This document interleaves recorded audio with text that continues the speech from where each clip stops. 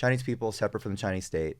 Chinese people. That's another thing. Yeah. Yeah, billions of like 1.3 at least. In the mainland, and everyone's a little bit different. But one tendency I've observed is that Chinese people in their natural environment are actually quite based in different ways. Like if you have like local police come after you, you have like the old man in the street just like yelling at them and being like, get the fuck out of my store, like, and you think about like that happening in like a UK or like a whatever, we'd fall in line. Happen. Yeah, exactly. So there is a little bit of that, like I can't even describe it. It's like a rebel spirit a little bit. Yeah. There's a little bit of a and the cops, it's funny, like they do back off. Hello and welcome back to another Joe Nakamoto interview. Before we get into the interview with Roger today, I would like to suggest watching my videos about Hong Kong and China on my YouTube channel, Joe Nakamoto. The interview and the questions that we address in this interview today formed a lot of the research that went into those videos. I really hope you enjoyed the interview. Thanks. Thanks, Roger. I appreciate you coming on today and having a good chat. Oh, we can open our East African beers first. Yeah, let's do it. Tusker. And Joe, appreciate you having me on. And, we've been connecting over Africa Bitcoin Conference. It's been a great experience. It's been really great, right? Yeah. And you signed your own book, which I bought. And always appreciate people who are curious about China and Bitcoin. So I read the first chapter yesterday in the bath, of all places. And only the first, honestly, I was absolutely knackered and I was preparing for this and everything. And you'll notice that one of the, I accidentally dropped it in the bath. And so, yeah, this is the first copy that's been properly dog-eared and properly wet. So you know that I'm actually reading it. But I don't have a huge amount of questions about this per se today. It's more about Bitcoin in China, Bitcoin in Canada, and then your own experiences. And also, we're both journalists and we're just talking about something quite interesting of where the censorship or something comes from within the journalism space. Yeah. So there's loads to talk about, but before we get there, who are you? Yeah, I ask that question to myself every single morning. Every time there's a mirror. Every time there's a mirror, I'm like, who are you? What am I doing living in this human skin? Okay. No, I'm Roger Huang. I've been writing about Bitcoin since 2014. I guess fun story though, I haven't gone to a physical Bitcoin meetup or conference. I shouldn't say meetup, that's strong. I haven't been to a physical Bitcoin conference for I would say 9 years. Is this the first one? No, not the first one. But this year has been kind of the first year of all the conferences. I have. You came out of the closet. Would Mao hold Bitcoin? Yeah, is the reason why I came out of the closet. And so I've been doing a tour of all these different events, and it's been really fantastic. And don't know how much more to add. I was born in China. Yeah. Grew up in Canada. Spent a lot of time going back and forth between China and Canada, so kind of third culture kid. I'm probably what you would consider Huaqiao, which is like Chinese diaspora. Oh, there's a name for it. Yeah, there's a name for it. Yeah. Huaqiao. So it's not. Is that equivalent to like an expat in English in a way? Yeah, it literally means in Mandarin like Chinese bridge. So it's kind of like a bridge from China to overseas and stuff like that. Yeah. Oh, quite nice. You become Hong Kong. Well, I mean. That's a big statement. Hong Kong in the 90s. 20 minutes unpacking. But you could say that. I'm not like a financial bridge or anything. Maybe an experiential bridge. Third culture kid, I guess you can say. Third culture kid. Yeah. I think I do understand that reference. Oh, maybe people don't understand that reference. So what is a third culture kid? Yeah. So it's someone who has cultural roots in two different cultures, or at least two different cultures. Mm-hmm. And the thing is that those people have more in common with each other than they do with say someone who is just one culture only. Right. Yeah. So then that's the third culture, right? The third culture is you have two cultures, and your third culture is your identity as someone who has two cultures. So it's very meta. Yeah, recursive thing. Yeah. And there's a lot of Bitcoiners who are third culture kids. A lot of people that grew up either in two countries or traveling a lot and therefore adopt those countries as their sort of secondary or tertiary culture. Lots of polyglots, lots of multilingual people. Yeah. That's the one thing that's wild about Bitcoin. There's so many people who are kind of from across the world, and I do find that if you have experience bridging these different cultures, something like Bitcoin will resonate with you a little bit more. I think it's just there's a cross-border element, but there's also just even the curiosity element. There's the trying to bridge between these different kind of areas. You become a literal bridge. You show up to Bitcoin conferences and you speak in 3 or 4 different languages, you know. That sounds like I'm like self-promoting or something, but I do that sometimes. You'll be at Bitcoin conferences, and yeah, particularly in Europe. Yeah. Here, I'm completely out of my depth. We've seen this. I mean, whenever we were recording this episode in French, parce que les deux, on peut parler en français. Hein? Bah oui, c'est ça. Yesterday, at the, I was having lunch at the smokers' table. Massive mistake. And obviously, the smokers' table is also the French table. But there was someone from the Ivory Coast, someone from Senegal, someone from Belgium, someone from who else was around the table? Algeria. And then I sat down with them. And you sat down with them, and we all realised that the common language was French. And there were 6 people, none of whom are from France, speaking French at a Bitcoin conference. All third culture kids. And then yes, true as well. Yeah. And then the other part of that is we realized we were all francophone, but we weren't French. And in fact, all of us would have been deeply offended if they called you French. I would have taken that as a compliment, to be honest. I think but I haven't been colonised by the French recently, so that's probably where it comes from. And you'll notice, we did the lights, Chinese colours, but you could maybe spin it to be Canadian colours too. I mean, if you're drunk. I mean, vaguely. I don't know. A little bit of a reach, but I'll accept that. Okay. So in 2014, were you writing FUD about Bitcoin, or were you writing, and be honest, or were you writing genuine, like, well thought out pieces about Bitcoin? I definitely, the first article I wrote was about a shitcoin. Shout out to Potcoin. Still going?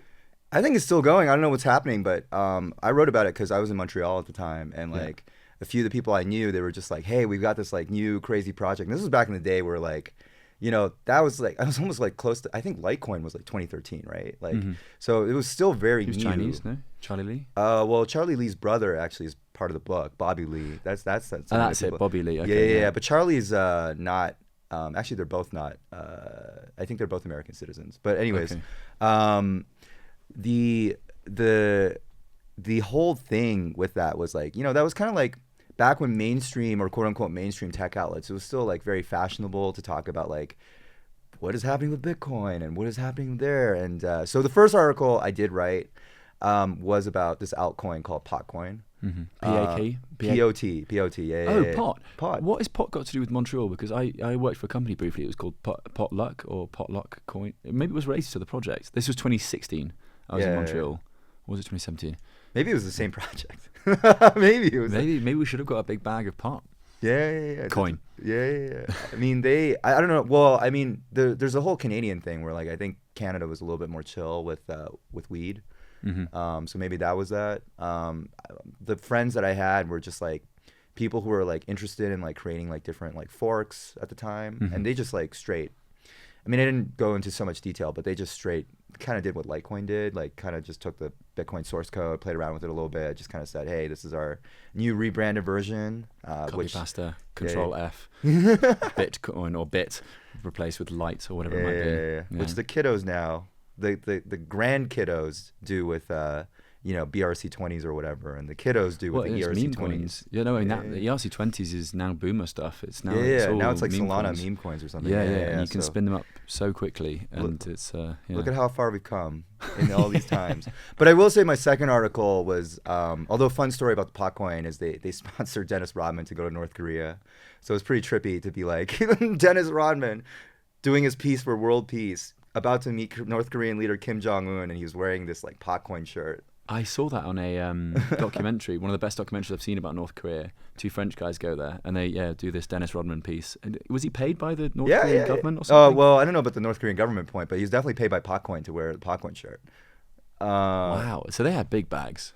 I mean, they had bags. I don't know, like, I don't know how big it got. Like, the project went through, like, different phases. But on to, like, my more legitimate writing, okay?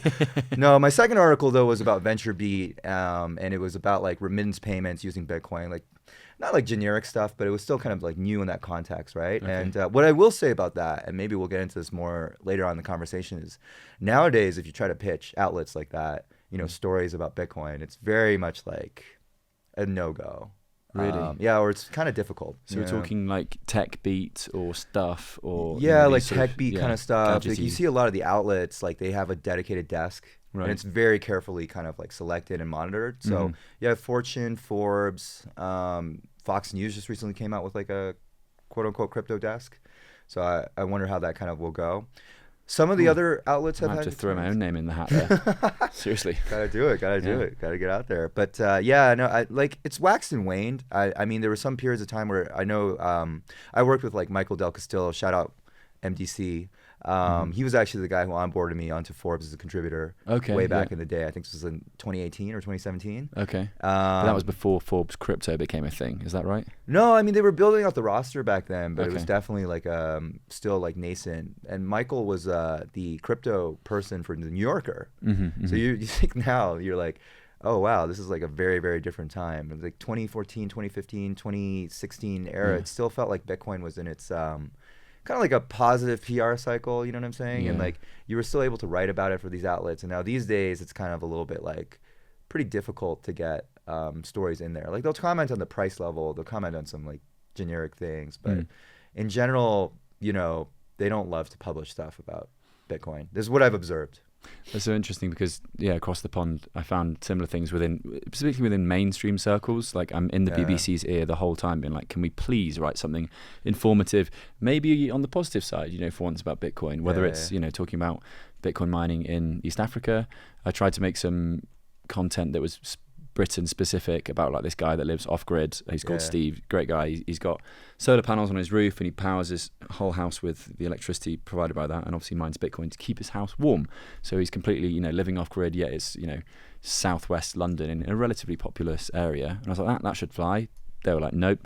The Bitcoin farmer who's using his sort of wasted or spare energy at his anaerobic digester. So he basically turns grass, chicken poop, like farm waste, Yeah. lets it break down. The gas gets released, converts that to energy, sends some of it to the grid, gets paid for it, and then he's got some left over. He mines Bitcoin with it. And again, like these are all like nice little uplifting stories that show that Bitcoin is not this thing that uses one swimming pool of energy per transaction, which was the BBC's latest hit piece. So yeah, okay, I guess it's a similar thing Yeah. in the UK, and it sucks. And I just don't know. I mean, it's what we were saying earlier, right? Just before we came online. Why is it like what is upstream of the people that we're speaking to, so that Yeah. I mean, we ascertain that we're both not lizard people enough to like know behind the tendrils, but like, yeah, you get these articles and it's just like, nope, you can't run it this way, or you can't run it, and it's like, why? And it has to be someone in the back room, like how high up or whatever they are.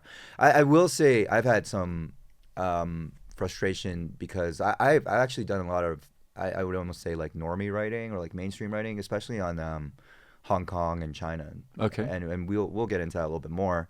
And some of those same editors and journalists that I work with on that beat, they're very, very tentative about Bitcoin and anything like in that space, to the extent where sometimes I'm like pitching them Nostr, and they're like, wait, is this like a Bitcoin thing? You're trying to get past me? You know what I'm saying? And it's like, Wow. yeah. And then it's, stories get, I mean, some of that is just, some of it's not necessarily malign or anything. It could just be like logistics and, like, Joe, you know this too.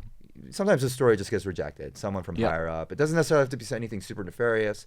They might just be like, the moment has passed, or didn't really like the way your angle sucks. Yeah, your angle sucks, Yeah. or like whatever. It's not like we're trying to keep Bitcoin down with the I global. think that sometimes Bitcoin journals or maybe crypto journals like to pander to that, to be Yeah. they don't understand me. And it's like, no, bro, it's not newsworthy. I'm sorry. There's definitely some of that. I'm trying to be like well balanced here, but there is sometimes where you're like, don't really know where this comes from. I had one instance, I can't even really go into the specifics, or it's weird. I feel like I should or could, but like I have no direction on this. But I had an article and a story that was like absolute, like almost like a few months of investigative research and reporting, and radio silence after like we had senior editors committed to like being on this piece, and it was gonna run and all this other stuff. And it wasn't even like they were like, we're not running this article anymore. It was literally like I was asking them like, hey, is there anything going on with this article?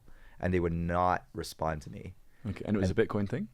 It was not necessarily, well, there were some Bitcoin ties to it, but it was more of a geopolitics thing. But that's when I was like, that's the closest I've been to like, maybe that's where the lizard people step in. That's like, because you have these articles and then some of them are like reasonable, and usually the editors I deal with at this point, I mean, shout out to like Lee and like, great people on the Forbes, I guess we're called the digital assets roster. Yeah. Like, and usually they'll have like their reasoning, and you can kind of infer like what upper management is probably saying. Mm-hmm. But that one instance was the one time where I was like, didn't even get like just literally radio silence. Well, okay. Yeah. I mean, I know that at Oxford Business Group sort of belonged to Bloomberg Professional Services. We followed their editorial line, and I only went as far as like the senior editor. So every time like I got pushback, like because I started writing about crypto, not Bitcoin, in the first article was 2018, and it was about remittances, and we talked about how it's the same thing. That's my second story. Because you see this use case, you're like, okay, people are using it, so you're trying to track it, and you're like, okay, can't really track it because I don't know where these wallets are geographically located, but you can see that there's like you just feel it, and you interview people and you get a sense of it. But then just talk to a little bit about Bitcoin, talk to a little bit about stable coins, and they're like, oh, we need to have balance here, you must talk about some other projects. And so I was like, what? Like, but I'm not doing a story about other projects. I'm talking about like there's Bitcoin. Like the stable coins thing was just because like it was tangential and just relevant. The exact same thing happened to me. So they were like, oh, you're going to talk about Nostr. First, what is Nostr? Is this like a Bitcoin thing you're trying to get past me? No, I mean, much love to it wasn't really said in that way. I'm just kind of exaggerating. But, and then afterwards it was like, oh, well, now that I understand what this thing is, why don't you also write about Mastodon? And why don't you also write about Blue Sky? Yeah. And I'm like, well, because there isn't like, if I'm doing a story about Nike, I don't need to mention Adidas. Exactly. But it wasn't even like it's Adidas. It's like I don't need to mention the fake knockoffs on the street next door. Yeah. So then I had to insert this stuff about Chia, because Chia, whatever that blockchain was, used like way less energy and was proof of stake and all this. And it was that was the idea of having balance. And I just feel like the approach to the whole thing of Bitcoin or crypto or whatever it is, finance, like you don't talk about the dollar and then be like, oh, and by the way, the euro lost 2 cents, like in a whole article it's about the euro. It's just it seems like shoehorning in this idea of not being biased when it reveals that bias behind the scenes. So I mean, that's what eventually led to me leaving it. But then even at Cointelegraph, that was where I was trying to get more and more Bitcoin content on. But my editor, who I won't mention, he was not at all into Bitcoin, not at all orange pilled. And for a while, I'm pretty confident he thought I was quite like an alt-right kind of guy. And he's very, very left. And like eventually we had lots of conversations about this sort of stuff because he just associated Bitcoin with being alt-right. Yeah. And I was like, no, bro, like look at the stuff I'm writing about. I was writing about how Nauru, who you met yesterday, we're at the table with him, like, they had this title that's called like One Man's Plan to Orange Pill a Nation, like Bitcoin in Senegal. It was like a bit like dramatic or whatever, but he literally wants to orange pill his entire country, and he's got the groundwork to do it, and it's a cool human interest story. He's been followed by central bankers, he's been harassed by people. I was like, this is heroic stuff, and it's human interest, and it's Bitcoin. And I was like, I don't know, man. Like, what's he doing with that Bitcoin? I'm like, he's like onboarding shops, and if he's hodling some, so what? It's not. I don't get it. Yeah. There's that bias. And one thing I'm cathartic. Yeah, I mean, hopefully this is as helpful for you as it is for me. But no, I mean, and I noticed this thing with Blue Sky too, where there's a lot of conversation about Blue Sky because it's like, so see, to me, it's kind of more of a social cultural thing. I sometimes I don't maybe it's like culture mediates that. It's like power expressing itself through it. Okay. Maybe power is just the dim sum lunches you have with your closest peers, and you fear to say things that like antagonize those people. Because that was a read I got, is like there's a lot of people, they just like use Blue Sky, they hang out on Blue Sky, and that's why you hear so much about Blue Sky, even though I personally don't think Blue Sky is very interesting. Are you on there? Are you trying to use it? No, I'm not on Blue Sky, and I think my main thing is, I mean, just to make a point that infinity people have made, right? It's like a platform, it's not a protocol. Oh, I see. And so it'll have the same problems as like any of these different. It'll just be like the left-wing flavored, problem set. I do think one thing that I've been a little bit worried about is like, we're all starting to split off into different tribes. Within the Bitcoin space? No, not within the Bitcoin space, just like in general. Yeah. Like your conversations are going to be very curated, but in a way that you're kind of choosing your own algo. Okay. And you're kind of choosing your own community. And so the Blue Sky people are going to talk to each other, and that's going to be its own echo chamber. And then I love Nostr, but I also have to acknowledge that Nostr, like a lot of the conversations on there, which Primal helps surface because it's always like 24-hour posts. Dude, like the trending thing. I've tried to mute Odell because I'm so tired of seeing his like just shouting good morning at me, and it always being the top trending thing. And I'm like, that is not the most valuable thing on, or the most trend-worthy thing on Nostr the past 24 hours. I always If you mute them, they still appear in the trending. I always see like it's like Matt Odell 3 all caps posts. Yeah. And then like Lynn Alden says something about the economy Preston, somewhere. yeah. And then like it's always the Dr. same Jeff. people. And I'm like, I just follow yeah. them anyway, so like I don't need to. Yeah. Like, I love Odell, right? But I want that trending to be a lot more curated. But I jumped in. Sorry. But no, but I mean, the general point is that like we're all kind of settling into the tribe, and yeah, like I mean, something I always tell people is like Nostr has these communities outside of the English language ecosystem that do talk about, you know, different things, various topics. You know, I wrote this article about, I pretty much scraped like a bunch of notes and then took all the ones that were in simplified Mandarin that I could find. And so for those who don't know, simplified Mandarin, traditional Mandarin, simplified Mandarin, Mao Zedong, Wood Mao hold Bitcoin of Wood Mao hold Bitcoin fame, did establish the system because traditional Chinese characters are very, very pretty, very, very fancy looking, but they are a real pain to write out. They're an incredible pain to write out and read because there's some of them are like literal, like it's very close to the thing that's being described, but it involves a lot of brush strokes. And so simplified Mandarin basically is a pretty telltale sign that you are in the mainland or that you're culturally like kind of more aligned with the mainland. Yeah, that's quite cool to. Yeah. So when you write, you're talking about when you write by hand, right? But can you change your keyboard? Sorry, these are really dumb questions. I first of all, I like never write by hand because my handwriting is terrible, even in English, which you can testify to because you've seen my signature on the book. Yeah. Which is like already. I thought it was a picture. Yeah, exactly. I'm now realizing it's RH. Yeah, it's RH. Yeah, you're thinking it's like a stick man. Yeah, exactly. So this is how bad Okay. my handwriting is already. Right. In English, and so if someone's asking me to do something in Mandarin, I'm a little bit like, you know, I really failed my ancestors in this regard because one of my grandparents was actually a calligrapher. Wow. Yeah. So it's a very beautiful. I'm sure maybe your viewers have seen just like those beautiful kind of white, and then it's like black brush strokes, and it's very poetic. Yeah. So that's best done in traditional, but so simplified, telltale sign that you're kind of in the mainland, and it's something that you know, helps distinguish those conversations. Like when you go to Hong Kong, for example, Joe, or if you go to Taiwan, you'll see that the characters are actually traditional.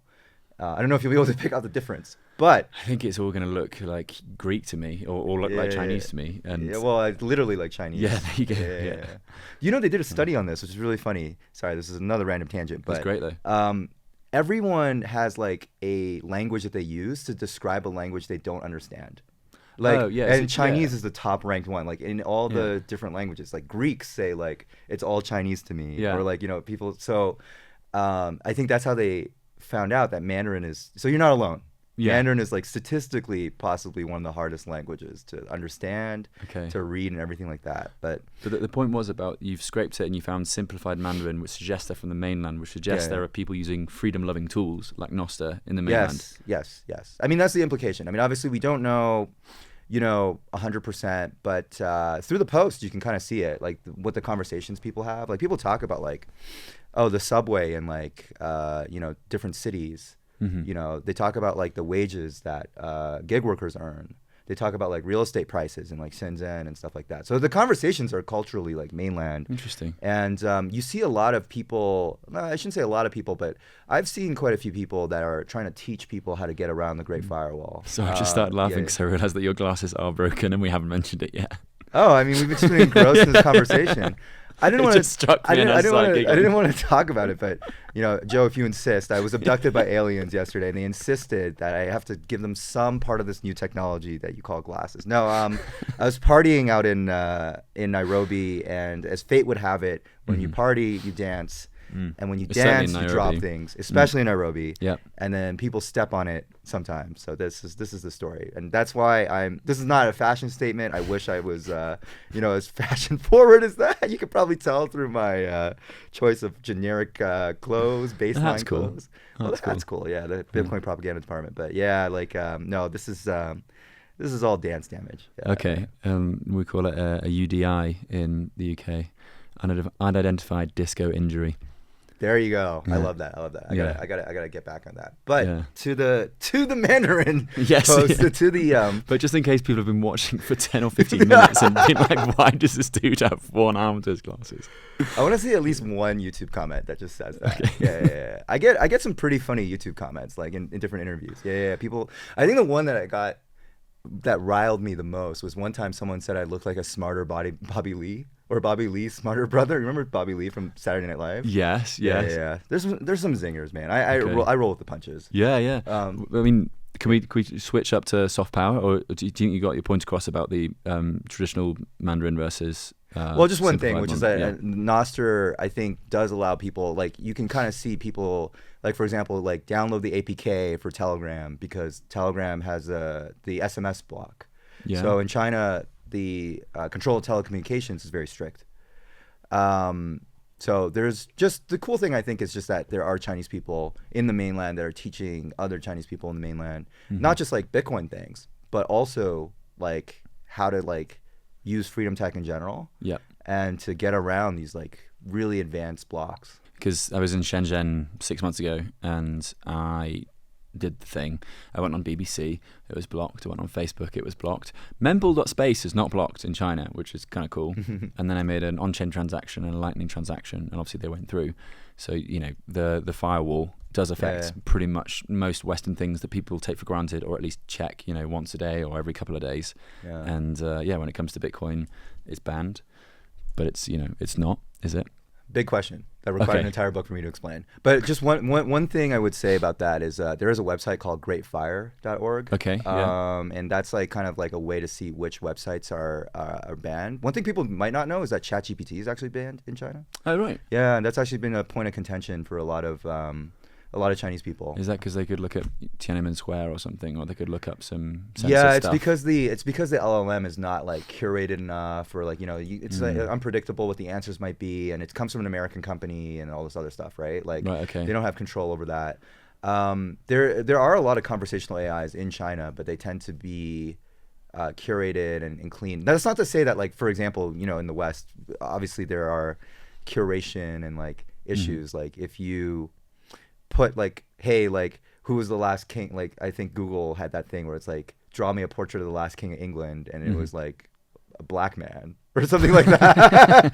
Yeah, so, you know, it's not to say like that doesn't, you know, there isn't some smoothing in of the political niceties of the day. What, are you saying that's a West woke thing and not a hallucination? Well, I don't know. I mean, I don't know if it's an explicit thing or something. But someone tested like variants of like put like kings, and it all just came out as black he's in a people. wheelchair, transsexual, and Yeah. they so, have to hit their quota of like hitting. yeah. Oh god. But it's mostly that. But then so then most Chinese people don't, as you noticed, Joe, like they don't have access to some sites on the wider internet. I will say that most people also use VPNs. Yeah. So that's been kind of like one way, and that's like commonly accepted, and it's a little bit difficult, like, because you have to sometimes switch VPNs, and it's like not the best experience. Yeah. And also the VPNs are slow. Yeah.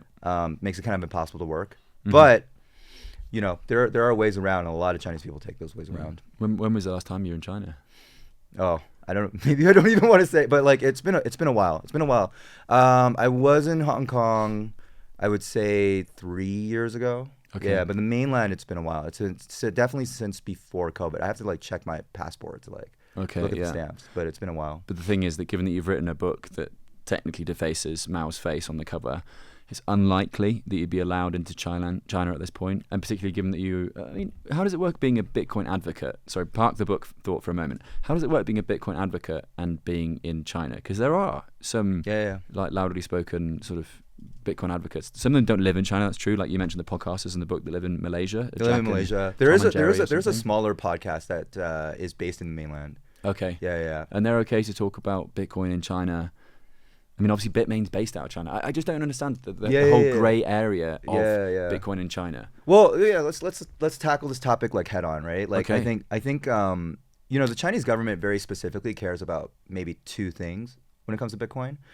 So, Bitcoin, like, there's a really strict capital control system in China, and the whole idea is that you can earn your money in China however you want, but you have to save it in a way that's beneficial to the Chinese economy, and that kind of stays internal to China. So China has kind of two versions of the currency. They control kind of like the domestic supply and firewall it from the outside as well. So there's kind of like an onshore yuan and an offshore yuan. And the reason why they have that is because they don't want people to exit money very rapidly out of the system. Okay. Because then that would depreciate the currency in ways that would probably be against the economic and ideological goals of the party.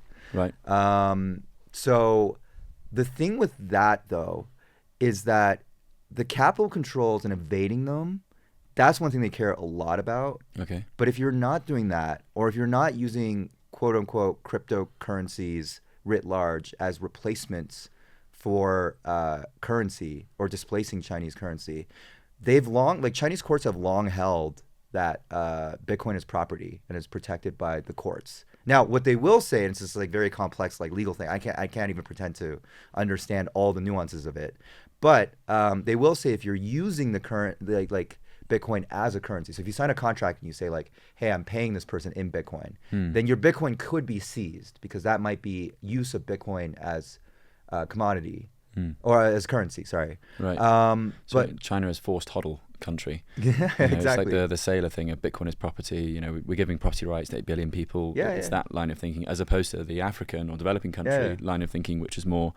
spend and replace, circulate the sats, use it as medium of exchange, hodl and spedden, Yeah, they love something like Bitmain, right? It's like it's FDI. It's like people who are investing into China. Yeah. And in fact, I think like probably Bitmain and China, they were probably really displeased with, because I heard, I was talking with someone about this, that Bitmain has moved much of their supply chain outside of China because of the U.S. tariffs. To Taiwan? Or where would they go? I heard like more like to like Malaysia and like other places, but like, across the world, basically outside of mainland China, because mainland China itself is subject to tariffs on Chinese-made goods, including specifically semiconductor chips.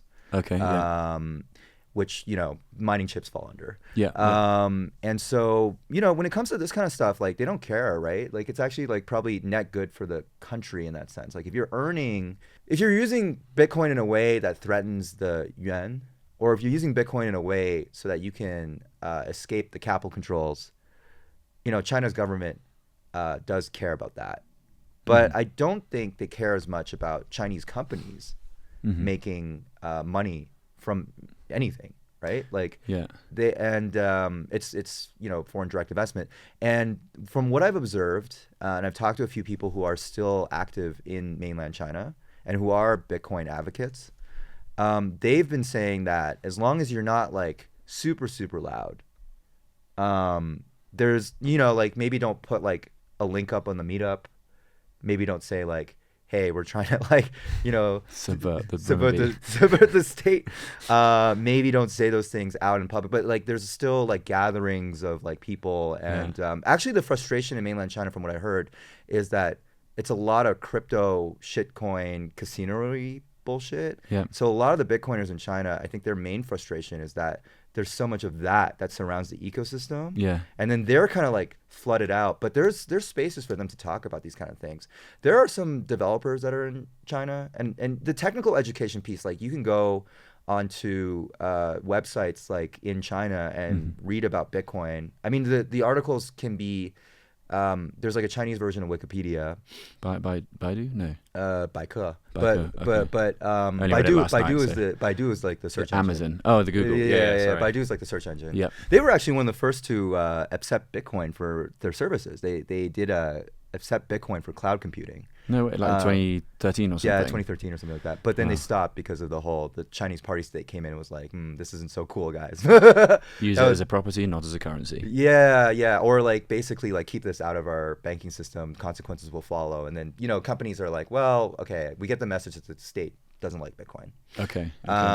So that's kind of where we're at with the quote unquote bans. I can go into more detail, but that's kind of where we're at. I mean, no, it's just super interesting because a lot of people sort of pretend the China thing isn't there. I'm putting that really poorly, but China's history or Bitcoin's history and China are very, very strongly intertwined, right? You mean you mentioned not Baidu, whichever one it was. Baidu accepted Bitcoin back in 2013. Bitmain is obviously the biggest. I think it's probably the biggest mining infrastructure provider.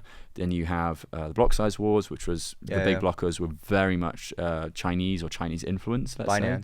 Binance, CZ's dad was a Chinese intellectual. Yeah, I just stole that from your book, by the way. He had a very similar background to my background. Actually, we went to the same university. Oh right, we went to McGill University. or CZ. Yeah. Sorry, I should call him CZ. It's an English-speaking podcast. Just being a dick. So CZ went to the same university you did. McGill. Yeah. Oh, McGill. I know McGill. Yeah. Cool. And his Montreal. Parents, and his parents. I mean, not to go too much into like my family history, but it's a similar notion of like, something happens in mainland China and you need to get out. Right. Okay. So do you think CZ could go back to China? Well, he chooses not to. I mean, I think this is the thing. It's all self-censoring and it's all like calculated moves and just being careful about it as opposed to just not having the freedom to take those risks, I guess is kind of it, right? It's subtracted from you. That's the thing that, I mean, only from reading the first 25 pages of your book and having been to I went to Hong Kong and then crossed to Shenzhen this year. I want to go back to China in February and do some proper travel. And like a friend of mine is getting married in China and going to Chongqing, which it also just sounds like the most Chinese thing ever. So I feel like if you want to go to China, you got to go to Chongqing because it just sounds so Chinese. You should do some pretty in-depth research while you're there. Like, I mean, you can see the ECNY whether or not it's popular or not. Like, I don't, like, ask people if there's merchants that are accepting and things like that. The new Chinese CBDC. The Chinese CBDC, and then there's also, I don't know that you'll find like Bitcoin or Tether communities out there or things like that, but like, there's always interesting things that like kind of come about, especially in Shenzhen. Like there's a lot of people who are like openly selling ASIC miners. There's like, I feel like there's a lot of activity there that's still like remnant. Obviously the whole thing with Bitcoin is like as a network map. Like I remember I was just talking to like some of the miners in Africa Bitcoin conference, and they were like, yeah, we went to this like remote region of Kenya that like the locals were like, why are you going to this place, right? And I feel like to the extent that you might find some activity and stuff like that, it's kind of like that in China. Like if there are miners around in certain places, I heard from someone that like there's still mining going on in Xinjiang, for example. Okay. But what's Xinjiang? Xinjiang is the northwest region of China. What, like Uyghur? It's territory? the Uyghur. Yes, it's where the they're mining over there. Yes, God, they're playing with fire, aren't they? Well, the politics of it are like a little bit, but there is this general thing where like the more far out you are, but mind you, the provincial government, it's actually technically a special administrative region or whatever, but like Shenzhen, like it's got its own rules. And its own tax. It's not technically a province, but anyways, whatever. Like the point, the subunit of China. I might have misquoted on the special administrative region, but anyways, like Xinjiang itself, that's where the Uyghurs are. That's where a lot of the stuff you might have heard of in terms of like the camps and stuff like that was over there. Interestingly, it's also one of the provinces that seems to have like the strongest regulations. In fact, like their kind of government has gone out of their way to say that Bitcoin is banned. Like the use of Bitcoin is banned for that region. Right. And they have like some laws, I think, against Bitcoin mining, but it doesn't seem to have been enforced. I mean, that's probably a function of like both the economic kind of incentives we're talking about. Okay. Because I do believe like the miners that are mining still in China, it's a combination of like the local government officials or maybe private power companies. That's my kind of guess. I'm doing some research behind this, but like from the conversations I'm having, it's like, some kind of combination of local government as well as like private power companies. We know some public evidence because there have been, there's one Chinese Communist Party official who was arrested for basically running a mining company and taking bribes in Bitcoin to or cryptocurrency, I should say. I guess it was other coins too. But so we know that to a certain extent this is happening, that there are local government officials. The incentives are very strong because it's the same thing as what you were mentioning about Bitcoin mining before. Like, if you can take advantage of stranded power, just like your examples with the manure and everything like that, turn energy that would have been wasted into productive money. Even if your national government says that's a bad thing, and that's what has happened in China. That's what happened in China in 2021. That is what caused, all the provinces to start saying like, oh, we need to put some laws on the books to make it look like we're fighting this, Yeah. But even despite all that, there's still Bitcoin mining that's happening. Now, how much of the global hash rate is in China? How much does Bitmain and, control this whole process? These are questions that are somewhat difficult to answer from a quantitative standpoint these days. But some of the biggest pools are Chinese pools. Like, talk me through how does that work? Like, how is that legal? Well, I mean, the mining pools just don't serve. They're just not supposed to serve Chinese IP addresses, right? And so, I mean, yeah, that's basically what it is. I mean, it's the same thing with exchanges. Like, technically, the exchanges, which is another part of this ban kind of infrastructure we're talking about. Yeah. You're not supposed to be able to trade yuan, renminbi, for Bitcoin. And that's why you don't see, if you look up like public pairings, you won't see a public CNY BTC pairing. Okay. Because there's no exchange that will openly admit that they're doing that. Right. But then you have all these exchanges, I've heard these like funny anecdotes where they're like, oh, we have like 38% of our purchases are from like a very mysterious entity that we will call Iceland, and it's like, I mean, obviously it's China. Yeah. Like, where else could it be? But they told. So is this like Huobi and I don't know? Is BitGet Chinese? These OKX, OKX, yeah. There's a big exchanges. There's a bunch of them. I mean, I can't even like keep track of all of them. There's also like actually, this is kind of to describe it a little bit how it works in mainland China. I actually find it really fascinating. So like Binance and all these places, they have a genius business model for the Chinese government.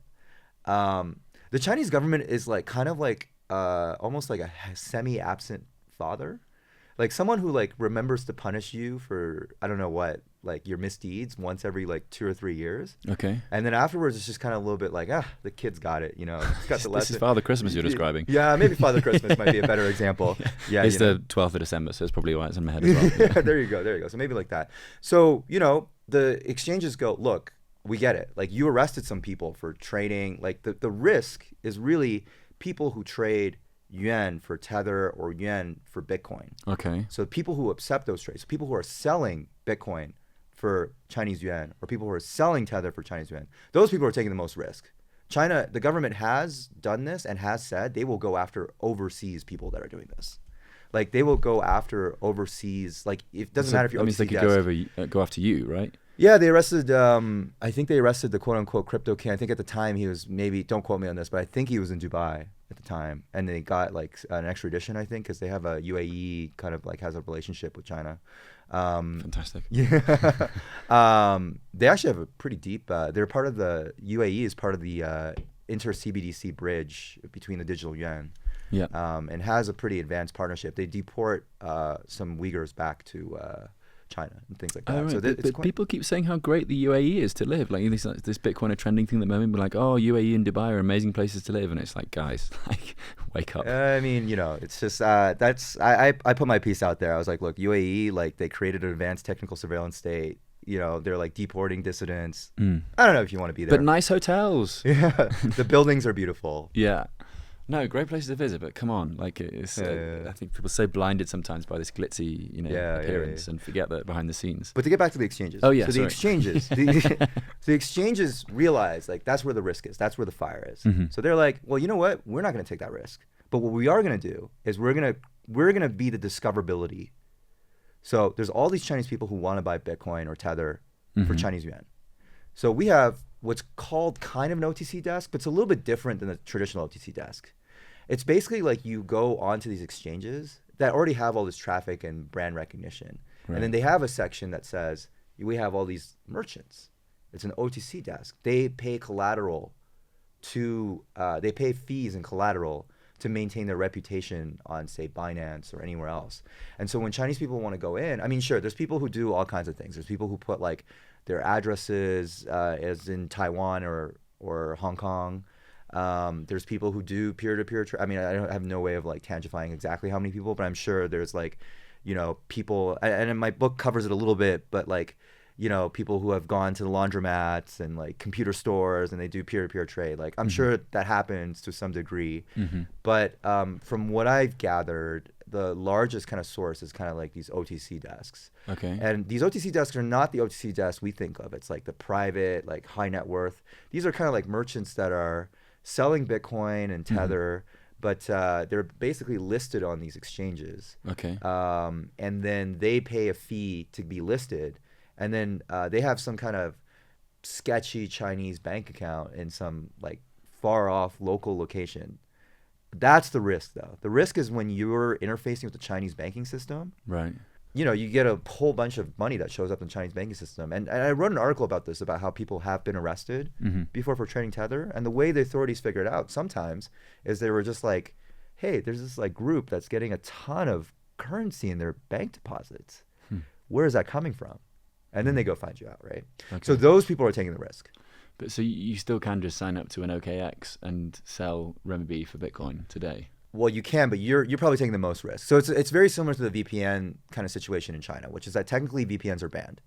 But everyone uses them. The Chinese people I hung out with in Hong Kong all had VPNs. Yeah. They were all just like, download Exactly. this before you go. And I was Exactly. like, If okay. you're an individual, yeah, technically there's like stuff on this. It's like weed, kind of. But is this kind of like how there is a lot of freedom within these very strangely suffocating systems? Like, I know that sounds. Just let me try to explain it a bit. Like, the British friends I have that lived in China for a bit always come back to Europe and say, "God, it was so much better in China because there was freedom in the grey area. Like, you're being surveilled, but they talk about all sorts of stuff like doing acid trips and like big skyrise places. And there's some people I'll introduce you to, but they all say that yes, it's draconian and authoritarian, and there's the camera surveillance thing. And bear in mind, just pinch of salt, 'cause I'm being a little bit devil's advocate here, but there was this element of freedom and of being lost in the sea of people in this general anonymity. And it's kind of like Bitcoin, right? People are like, oh, what's going to happen when there's billions of us using Bitcoin? It's like, well, we'll actually have more anonymity because it's going to be so much harder to track through all that.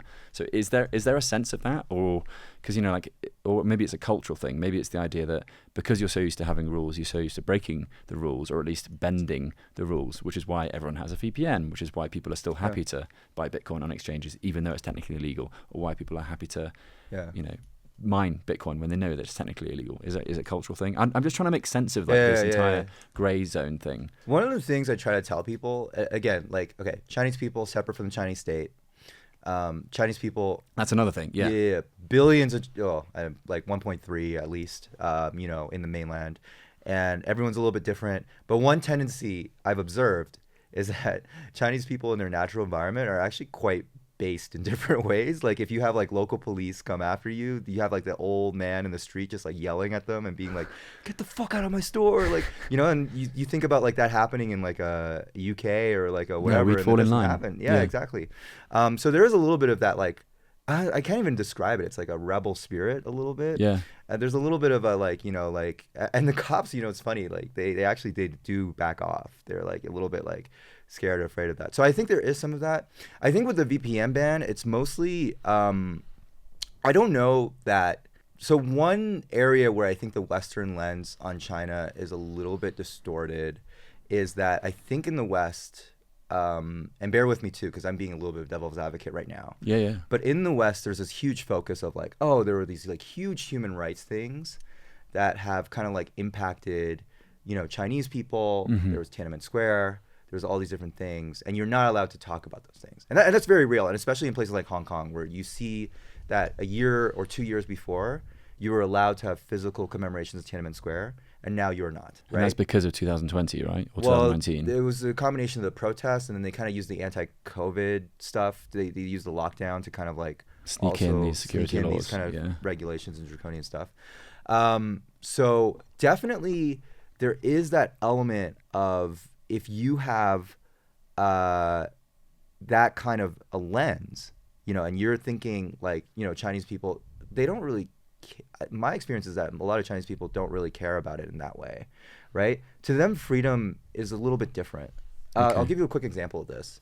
I knew someone who was basically from China, and she was just like, the only freedom I care about is the number of places I can visit with my passport. right? Okay. Yeah.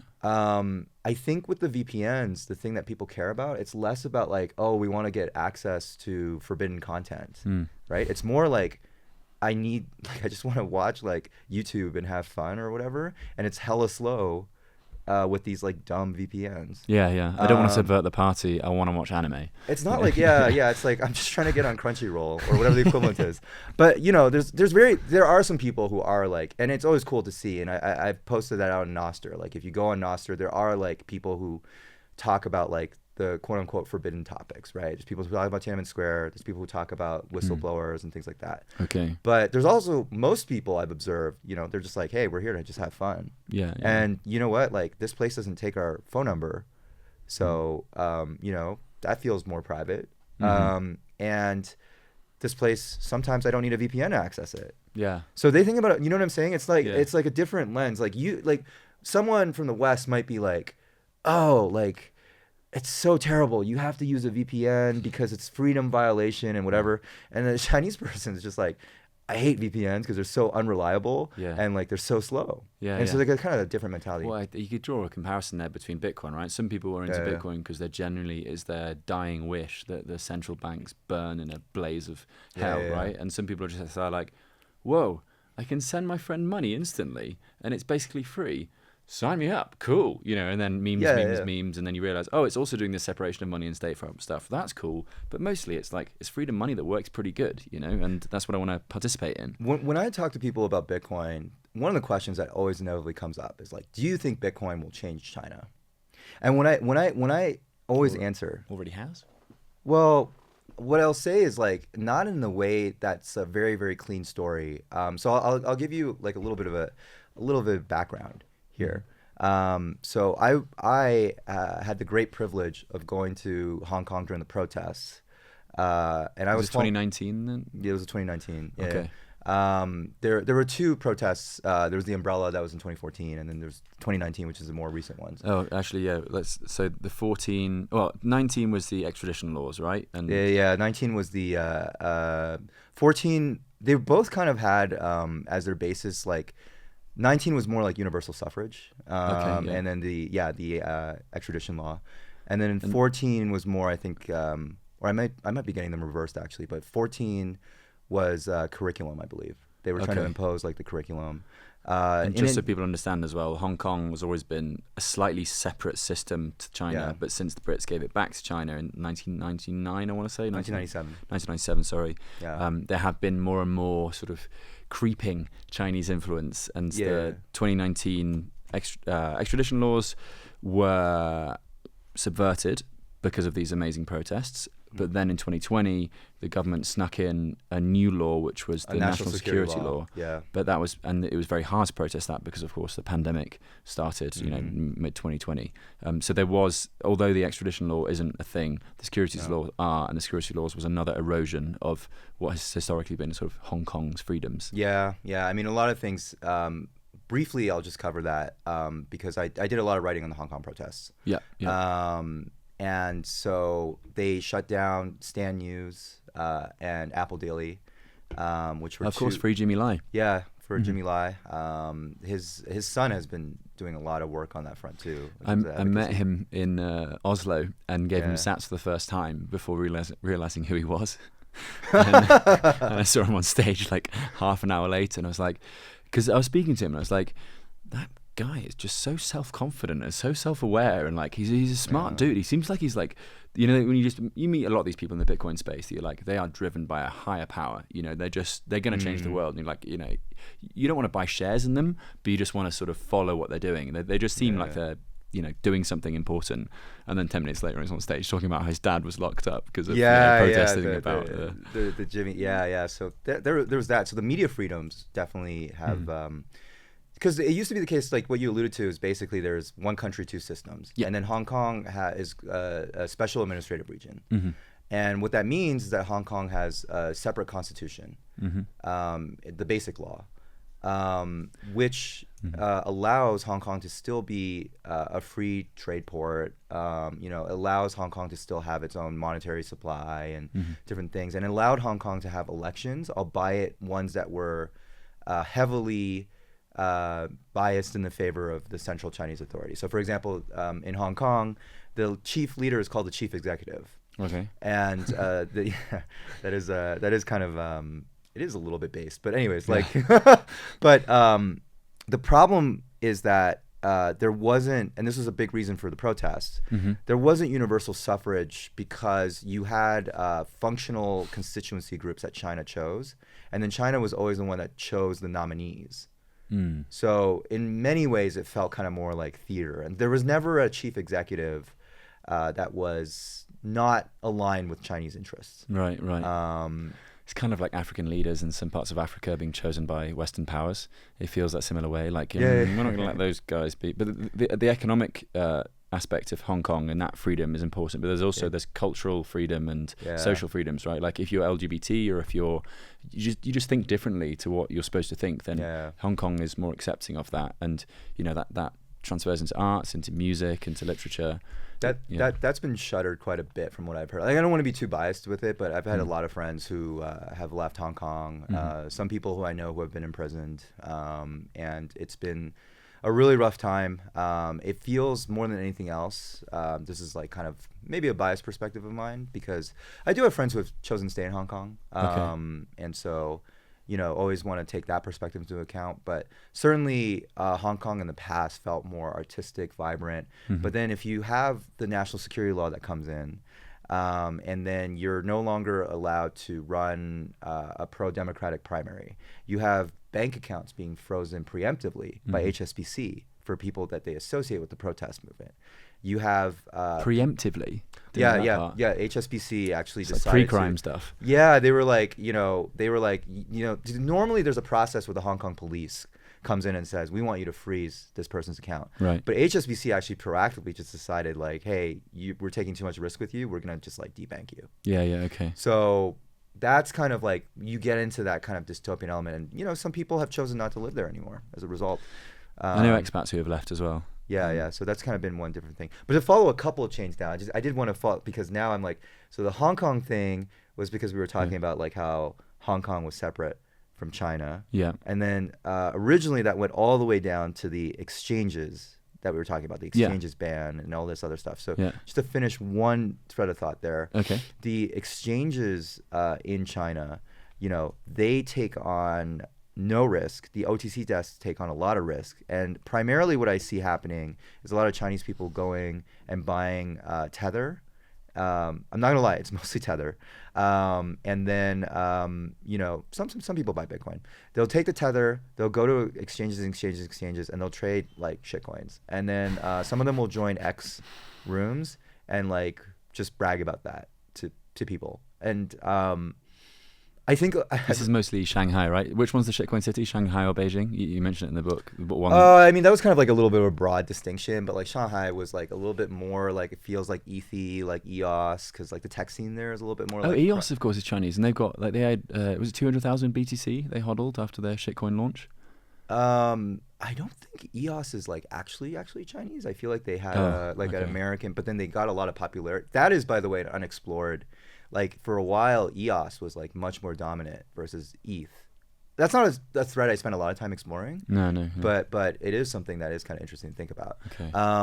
But yeah. Did you finish the thought on the exchanges? Because we can change topic and then come back to it if you like, or. Oh yeah. Now, but basically now that's kind of like how most Chinese people I think buy Bitcoin. And the last point I'll make on that is that a lot of Chinese people are buying Bitcoin. Aren't. Through these ways. Oh, are buying Bitcoin. Yeah. From what we can see, I mean, there's the only quantitative stat. I bring this chart out a lot, like Chain Analysis's relationships with some of these OTC shops and providers. Right. Yeah. And from what we can see from 2021, it seems like quarterly volume is just keeps on going up and up. Mm-hmm. They were the source for the. I think Bloomberg ran an article that said it was all-time high flows. Right. And so there's a lot of these things happening where first in China the economy is going down. Yeah. And then secondly, Bitcoin has become much more attractive. Yeah. So we're seeing these two factors come together, and I think you're seeing a lot of Bitcoin and Tether buys. And just wanted to tie together that's kind of how they do it. Mm-hmm. That's why the exchanges are able to avoid the risk. Some of them do cooperate with the Chinese authorities in addition to that. Mm-hmm. So then that way they're kind of covering all of their bases. Yeah, From getting like, you know, jacked by the Chinese government. Gosh, just mitigating risk constantly, isn't it? Yeah. Are there any Chinese Bitcoin billionaires similar to like a Michael Saylor sort of thing? Any?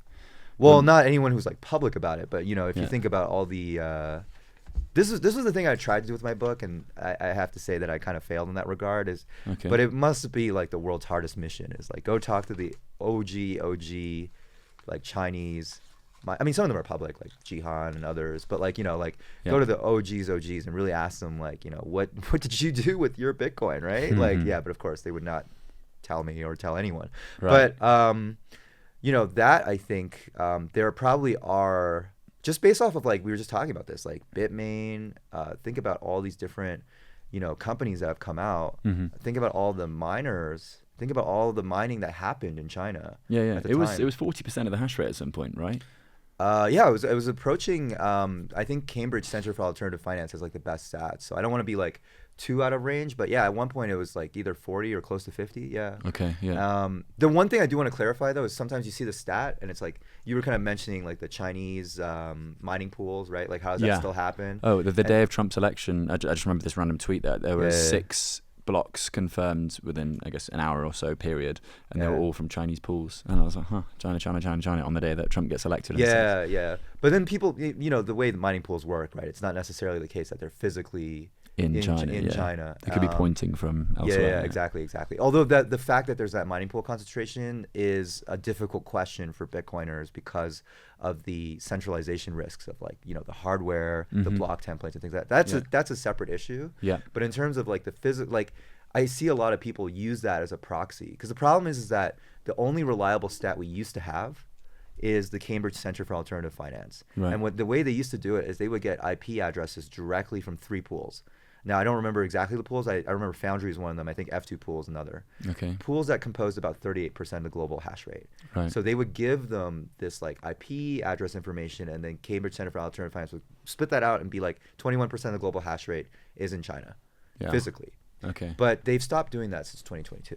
Yeah. And so that was pretty much like the last figure I remember. Okay. And so now in terms of like the quantitative element, I don't quite think there is still qualitative evidence. For example, Daniel Batten came out with that report on there was never a mining ban in Bitcoin, which I have some disagreements with. But anyways, you know, one of the things he did kind of get out there is there was 3 or 4, and these sources exist. Yeah. They may not want to be named because what they're doing is not, it's kind of a gray zone at best.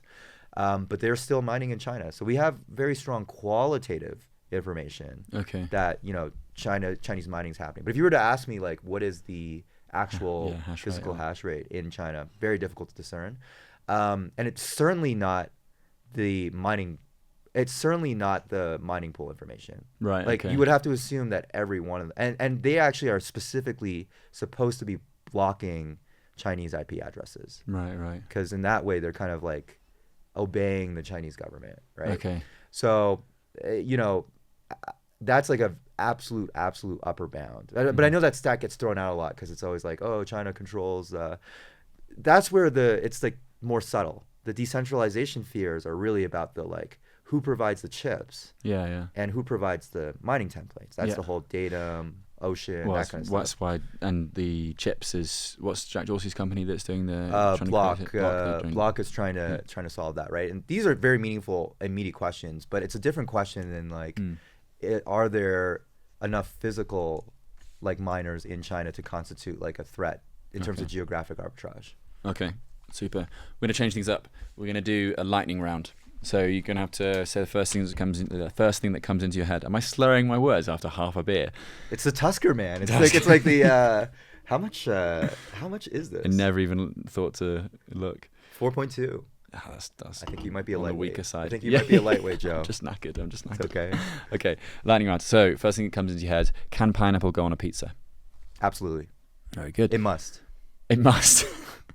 Bits, sats, or bitcoins? Sats. Where will the Bitcoin price hit during this bull run? I have absolutely no idea. So I'm just going to say a random number, 250,000. Okay, that's not that random. Well, I mean... the nearest $250,000. The nearest $250,000. We all just like round big numbers, right? That's true, so, yeah. We had 150 this morning and then 151. It was Sabina and Wait, Jason. I'm like the most bullish then. Today. Oh, Yeah. wait. Did we say this bull run though, or did we say like? This bull run. Yeah. I mean, okay. All right. 250. I had no idea. I don't pretend to know that. That's way above my pay grade. You have these people who are like, I can tell by the way the cross, like this, that. Yeah. That's not me. But all of that is hocus pocus. What would you ask Satoshi Nakamoto if you could? What was Hal Finney like?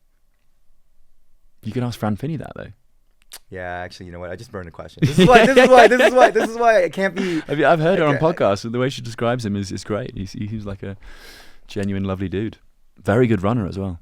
Well, one reason why I would ask it that way is because then it could definitively discard the whole like Hal equals Satoshi. I have a talk for you to watch by Jameson Lopp at I think it's 2 years ago, where he disqualified Hal from being Satoshi because Hal was running 2 events right during times that Satoshi was online responding to emails, and the events were like, it was like half marathons or something. So he's running for at least, an hour and 20 minutes to 2 hours. Did they not have scheduled emails back in the day? I imagine they probably did, but it was the fact that there was back and forth, which would suggest that either it's Satoshi and Hal, or Hal definitely wasn't Satoshi. Okay, let me reframe that. All right. we got into the, I know this is a lightning round. Yeah, it's fun. What's the one question I asked Satoshi? Favorite anime? Satoshi's favorite anime. And he would have a favorite anime because his name is Satoshi Nakamoto, right? Well, because you have to be like, you have to, I don't know. It just feels like part of the ethos. Okay. Yeah. No, I can see the link. If you weren't working on Bitcoin, what would you be doing?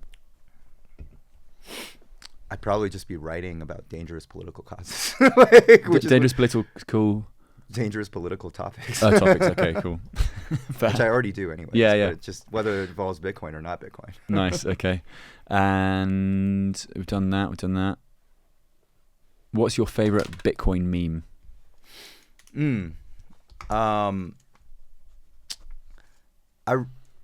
I really, this is like one where I'm stuck. Torn between a couple, or? I'm torn between a couple. I also, well, where's the yield come from one is always with the goose and the chasing. Yeah, it's amazing. Because I feel like there's a lot of situations where you just auto spam that and it just makes sense. Also, it screams out at you in a way that you can just imagine they'd be like, where does that yield come from? Yeah, exactly. The goose is and the way it kind of goes is basically how I imagine a person being harangued for we had some people at our local bit devs that they came in, they're shilling some kind of yield coin and stuff like that, and just it's an auto post, right? It's just where does the yield come? Yeah, no, fair. Okay. What's one thing Bitcoiners need to do better as a community? I think making Bitcoin much more approachable and not making it seem like we're super geniuses or something for getting it. I think there's a tendency to I actually suffer from this tendency a lot, and I try to eliminate that within me. If you look at some of the most popular writers of the 20th century. So in China, there's this author called Ba Jin, and Orwell, obviously in the English kind of canon.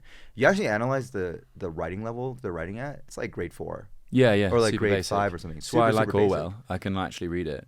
Well, you and everybody else. and so I do think Bitcoiners need to get that into it's something conceptually that I think most Bitcoiners get. And I'm not saying it's all Bitcoiners, and there are some Bitcoiners who are great at this. People who are able to orange pill large communities and things like that. I imagine for example, here we're in Kenya and you were talking to Tando people, right? Those conversations they're having with merchants and things like that, right? Yeah. So I know some people who are great at this, don't get me wrong, but I feel the community, and I include myself in this, we sometimes talk at this very high level of these genius level abstractions of different things, and it's just bringing it all down to earth, bring it down to something that matters to people in their daily lives, and explaining it simply and crisply. And that's what Orwell did, and that's why he's one of the most successful writers of all time. Yeah, I agree. I think there's a lot of intellectual masturbation and sophistication which is completely unnecessary in this space. And if you read Books versus Cigarettes, the one where is it the one that's How to Write? The Orwell book that's about how to write. And I read it once every couple of years, and I realise I'm still terrible at writing, but he just has a brilliant way of explaining why we should write, and eliminating words from a sentence and being if you apply what he says that to any piece of work, then you realize that lots of pieces of work should not have been published. Now that we're on the oral train, by the way, just one quick thing. No, I actually collect rare books that are dissident books, and one of the ones I have is Orwell's first edition of Homage to Catalonia. That's such a good book. Yeah. The bit where he talks about the piece of cheese that kept him going when they were stuck in that. He got shot through with a sniper. Dude, that stuck with me for ages. I was like, how was he doing that? Yeah. And that brings me to another point too. If we were to learn from Orwell or our sainted companion Eric Arthur Blair, it's that he lived life. Like all of his books were the result of him. Like Road to Wigan Pier, he went. The Burmese Days, he was a officer in Burma. You know, Homage to Catalonia, he got a piece of cheese and just shot through the neck fighting in the Spanish Civil War. And I do think sometimes there is this like, tendency to, and I'm saying this as we're chilling after a Bitcoin conference, but to almost like, someone actually told me, I thought it was kind of interesting. They were trying to make the point, like, the people who actually use Bitcoin probably the most, they probably are the ones that don't show up to Bitcoin conferences. Oh, never. Yeah, they're busy. Yeah. They're busy doing stuff that matters. Well, yeah, we can be mean to ourselves, right? Yeah. So that's the thing, and I think like, yeah, it does require a little bit of like living outside of that bubble. Yeah. I mean, you can have very risky, rewarding, enriching experiences within the Bitcoin bubble while doing the Bitcoin freedom stuff. For sure. But yeah, a lot of the time it tends to be like meetups in pubs in developed countries. But no, I find the Bitcoin stuff in Africa, it's an adventure every day, man. I gotta give you your flowers, man. Like you do a lot of that stuff. Like maybe you are because you're going to these different places. You're going to China. You're going to. Dude, someone accused me yesterday of just going to these places and taking a picture and going home again, and I was just like, have a good day. It's like I can't get into the US right now because of that documentary about Cuba and like all this stuff. I wanted to ask you a little bit more about blind spots and then a little bit more about Hong Kong. So one of the themes of the conversations I've had with the African Bitcoiners is about what Westerners perceive of Africa and Bitcoin in Africa and that kind of stuff. We've talked a little bit about the Western approach to China and like sort of trying to unfuddle this puddle of muddle. Yeah. And what are some of the blind spots, that Westerners typically have when they approach Bitcoin in China?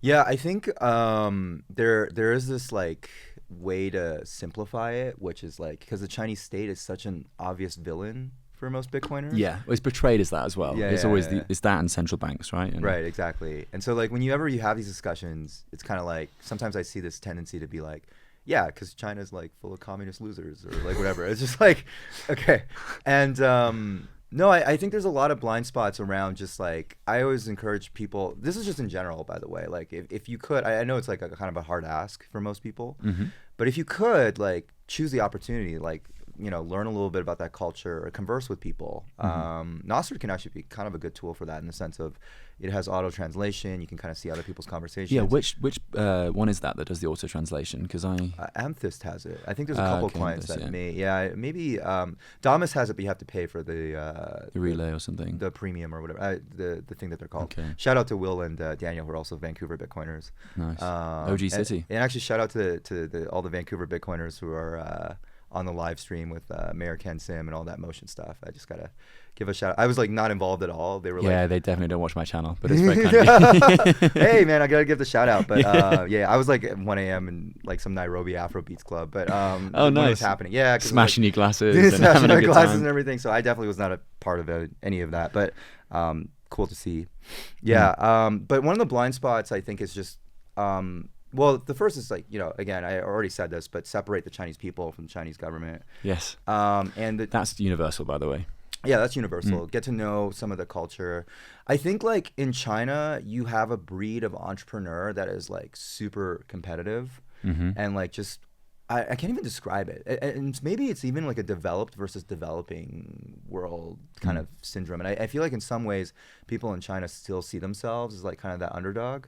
Yeah. And they're relentless in their drive to make money. So if you ask me why Bitcoin companies succeeded in China, one answer, if you had a certain frame of mind, is like it's the Chinese party state. And the Chinese party state are these masterminds that just like have a Bitcoin by this back throttle, and like that's the other way. But the other answer, if you understand Chinese entrepreneurship, is that Chinese entrepreneurs are actually legitimately really good entrepreneurs in many different fields. And some of that comes at a little bit of a, again, I'm making broad statements about a lot of people at this point, but I think some of that comes from this like one generation away from hunger kind of syndrome. Right. And then some of that also comes from like, it is a cutthroat ecosystem. And a lot of the Bitcoiners, my book talks a little bit about this, like that came into the OG scene. They really came from the traditional Chinese tech background. Like CZ just came back and wasn't orange pilled until later, but he was working for like traditional, Chinese kind of tech companies back in the day. We talked about how Baidu was kind of one of the first companies to embrace, Bitcoin. And we talked about, there's all these Chinese entrepreneurs that were like involved. And before they were doing that, they might have been like computer shop owners, or they might have been something else, right? Like even Samson, right? He was an entrepreneur prior to, and then a gaming specialist and stuff. And yeah, Samson's is kind of like me. Like he grew up in Canada and then goes back and forth in China. Oh, okay, right. But I mean, yeah, you can put him as an example as well. No, he's Canadian first, right? I believe he's Canadian. Third culture Yeah. But shout out to Samson. He definitely doesn't listen. I can guarantee you for free. No, he follows me on Twitter, man. If I give him a shout out, I'll be like, hey, man, like we're just talking about you. But no. Because I do write a lot about this like global geopolitics stuff, and so like the Jan 3, they've been a little bit more into some of my stuff. But anyways, they're great. He's great. They're great. Yeah. Like that's like a huge thing. It's just like, if you come at it from this is all top down from the state, versus like bottoms up, Chinese people are really motivated to make money, and Bitcoin was one way to do that, and that's kind of like how some of that evolved. I'm not saying it's like all one or all the other, but that's a blind spot. Like it's just like you attribute everything to like how Bitcoin evolved in China to the Chinese party state, and at that point you're doing kind of the same thing as the Chinese party state's trying to do, which is really funny because the Chinese party state is trying to claim credit for all the good things that are happening. Yeah. And sometimes it's just really not about that, right? Yeah. Such a propaganda machine, ultimately, isn't it? Yeah, it's all a rotational kind of like a recursive propaganda loop. But one thing I'll say is also another blind spot, I think, is people in China are a different type of user than I've observed in other places. And this is a disconnect between, I think, like Bitcoin. I tend to be more one of those like brand colored, top of the club, Bitcoin maxis, like, oh, what's this ordinals and what's this like, like what's these layer 2s, like what's going on with that, right? Right. I mean, I'm not saying I'm quite that, but like, in the West, I feel like there's this view of like, hey, like, what is this L2 bullshit and what is all this stuff happening? It's all coming from China. No, I'm not saying all coming from China, but there's a lot of interest in China. I mean, the Hong Kong, the Ordinals conference was there after the Bitcoin Asia conference, and the Bitcoin Asia conference might as well have been a Ordinals conference or a Layer 2 conference. Exactly. And it's all centralized Ponzi things. Yeah. And while I bemoan that, and I think like eventually that will pass, it's like just really important to understand that's a blind spot for Bitcoiners to be like, like especially among, I mean, it's not that it doesn't exist in the West, but that the ratio is really, really out of whack. Like I heard one of the Bitcoin maxis, he was on Tom and Jerry. We were talking Tom and Jerry 发现比特币, which is Tom and Jerry discovered Bitcoin. Okay. And he was like, I think there's like 5 people in China who think like me. He's like one of us, like self-custody, like privacy, like Linux and like all this other stuff. Yeah, exactly. Well, maybe not defund the state, but like, all uses Linux, whatever. And he's, that kind of like coming from an open source background, all this other stuff. And I think like that's where, because I would say in the West, it's like a little bit more like maybe there's like, I don't know, I can't quite break it down, but maybe there's like 20% of people who are kind of like Bitcoin maxis in the way we describe. There's like maybe like 80% shitcoiners, and there's some modicum in between. I feel like China's like 99.8% shitcoiners and like 0.02% like maxis. But you have to like understand why that's the case. It's like really, so that's like kind of a blind spot, is that like the balance is very, very different. Yeah.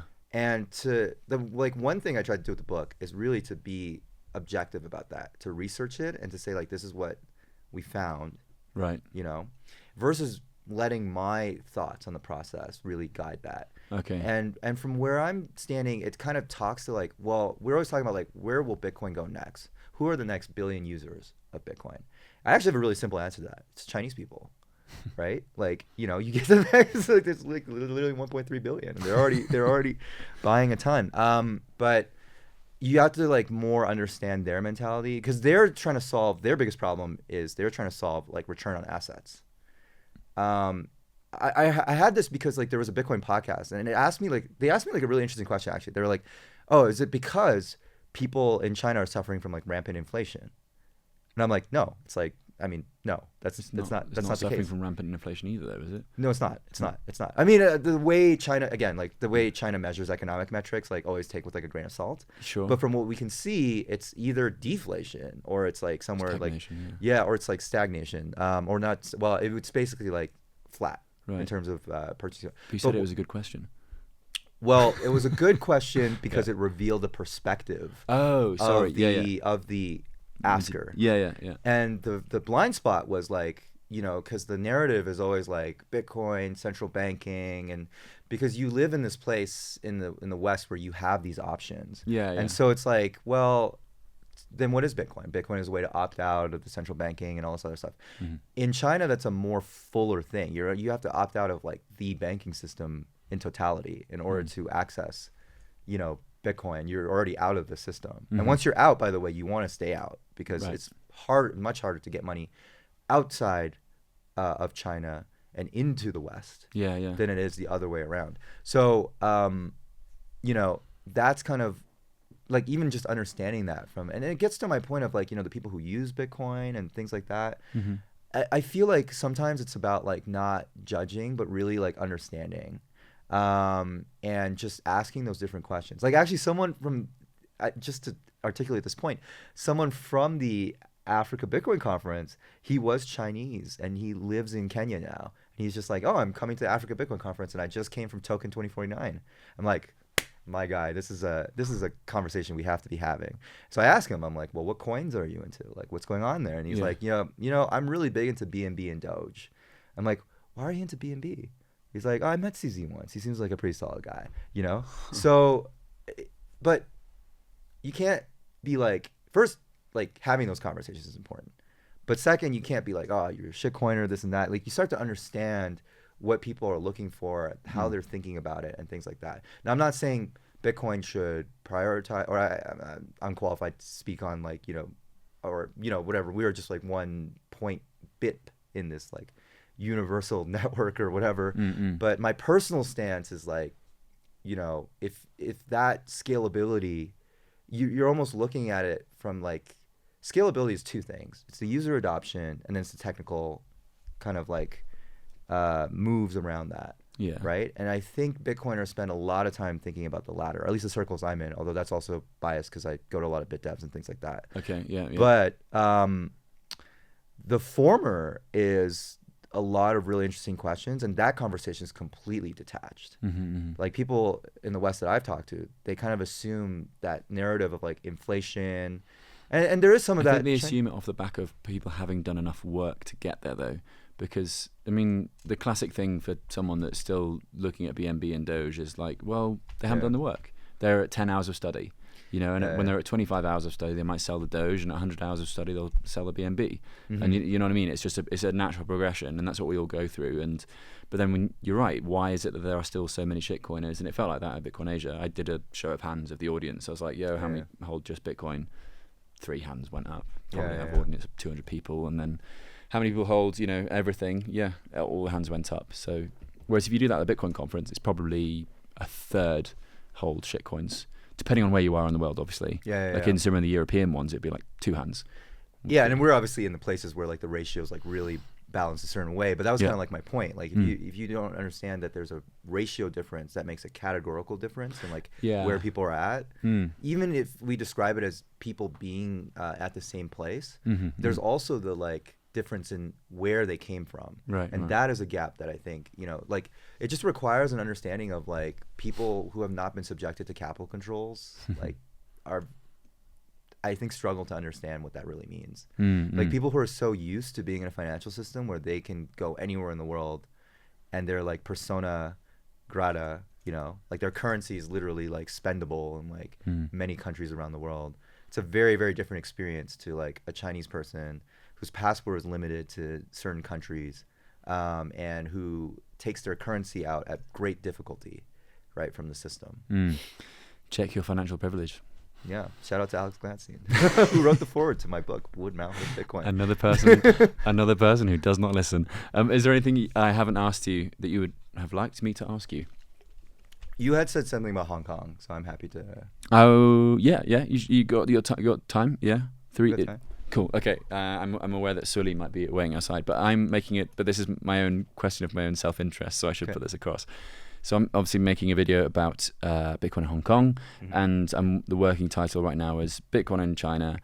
Oh no, Bitcoin in Hong Kong. Can Bitcoin endure under China's shadow? Or was words to that effect. That's clearly not the title anymore. So the idea was to sort of examine why is it that over the border between China and Hong Kong, even though it's one country, two systems, you can buy literal bags of Bitcoin with cash. Yes. And I saw people doing this. I tried to do it myself. I verified it. I pretended to have $10,000 in cash and I was going to use it, and it didn't work out very well. On top of that, you have OTC desks that are next to closed down OTC desks. That's like the visual metaphor for the video, is that there's me stood next to this working OTC desk and a failed, literally police line, do not cross tape surrounding the shop. Right. It was brilliant. And on top of that, you got the Hong Kong ETF, which is one of their more successful ETFs. It's not quite as bombastic as the US ETF, right. but it's up there. And you have a thriving Hong Kong Bitcoin community with the Hong Kong Bitcoin Association. Spoke to Sam. You've got some really cool guerrilla marketing campaigns, such as the Bitcoin bus, tram.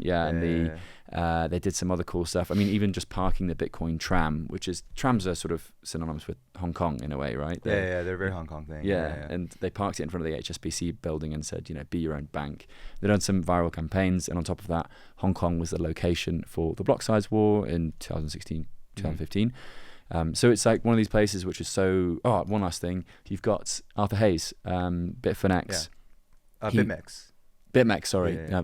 Bitfinex is tied to China, but not to Hong Kong. Yeah. No, they did have an office in Hong Kong at some point. Well, that's a whole. We don't have enough time to cover that, but that's a whole thread in of itself, and that I think that might explain why Tether is so popular in China. But anyways, that's a whole different thread. But you had Arthur Hayes, who's one of the first crypto billionaires, and he was based in Hong Kong, and he was actually taking cash over the border between China and Hong Kong with the cash and carry trade thing.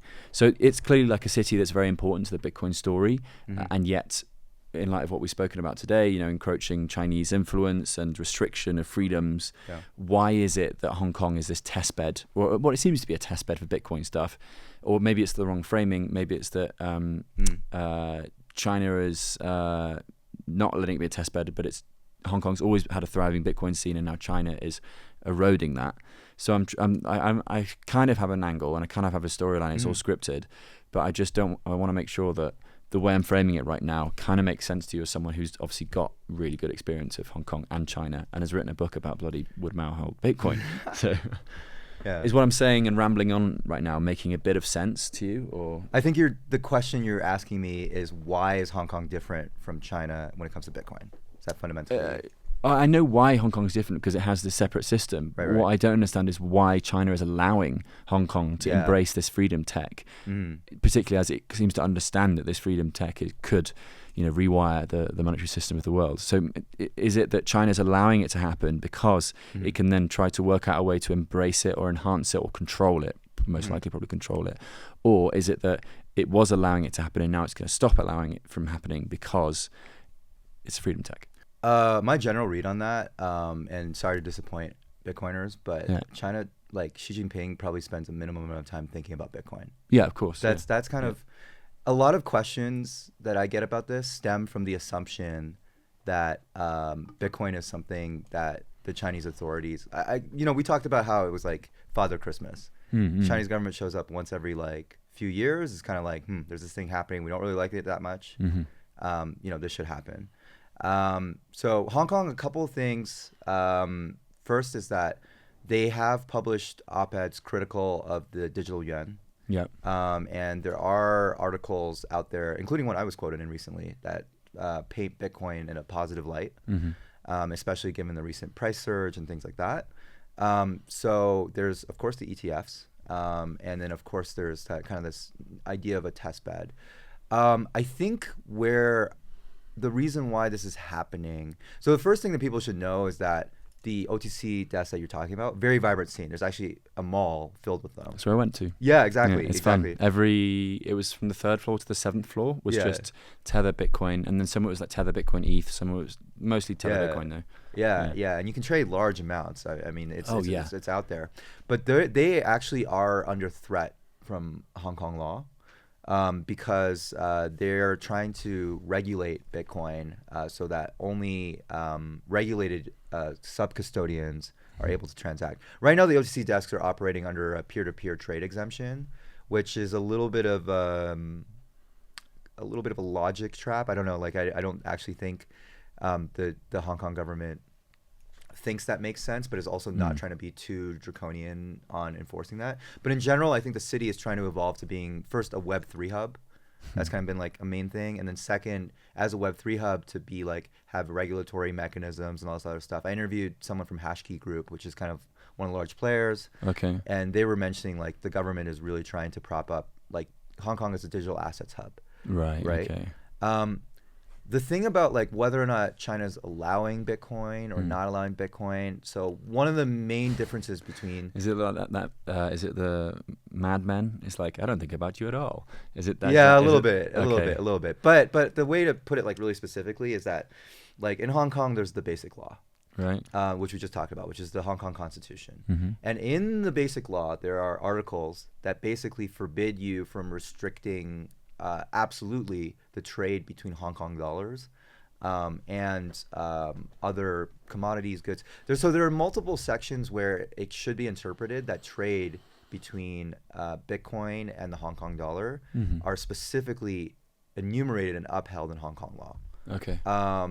Now, that has not stopped the Chinese authorities in the past in the sense of that the Basic Law did not used to have national security law, and that was obviously passed after the protests. Okay. But, or the way that was promulgated was kind of cast the Basic Law aside, or basically can be read as like a violation of the Basic Law. But the thing with that is like China picks and chooses its spots. If it sees like 1 million people out in the streets and people saying like free Hong Kong, revolution of our times, right? That is a national security risk. They see people trading Bitcoin on the margins, and like mainlanders are forbidden from like buying into the ETFs and all this other stuff. And like the ETFs are held by, you know, sub-custodians of regulated exchanges by the Chinese, by the Hong Kong like security authorities.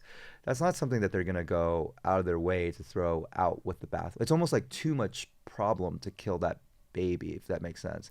A lot of Bitcoiners kind of see it as the reverse. Mm-hmm. They're like, Bitcoin is, because for us, Bitcoin is like a character. It's like the main character, right? Mm-hmm. But from the perspective, I think, of the Chinese leadership, Bitcoin is just this annoying child that shows up every once in a while.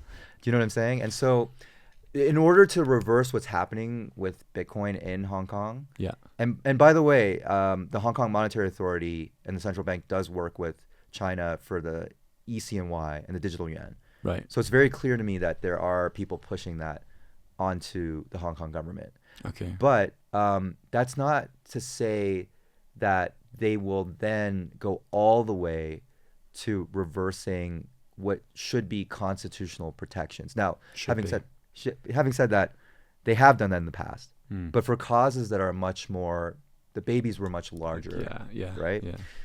So that's kind of like my sense of it. Whether or not, you know, Hong Kong is allowed or not allowed, I mean, certainly talking positively about Bitcoin is not interpreted as a national security law violation. You certainly will be able to have, like South China Morning Post actually has some really interesting articles. There was this one from a Hong Kong professor who said like the Bitcoin mining ban was a mistake.